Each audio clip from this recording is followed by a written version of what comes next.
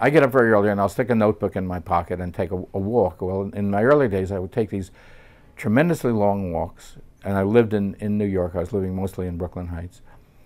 And I would take a walk, and it would last an hour or two, and I'd come back and suddenly realize I must have crossed 100 different streets and never looked. You know, I was so into the ideas I was thinking about, and it was always a miracle that I came back alive, first of all.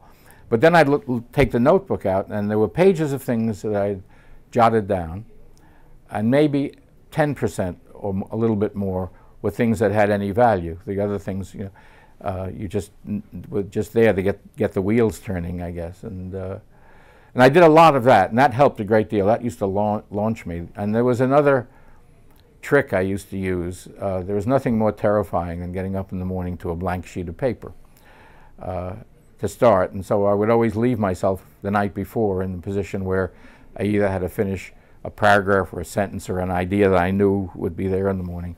And once, you know, when someone's like a train starting,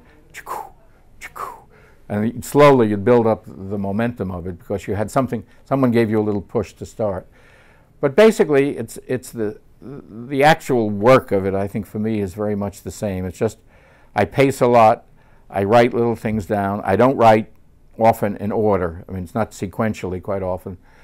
And the one thing I like doing, and I still like doing it, is I would, in order to know the characters, which to me is the most important thing you do, I will write a dialogue with some of the characters that I'm working with that almost never ends up in the book. It's just my way of seeing what they're like or what I want to make them like.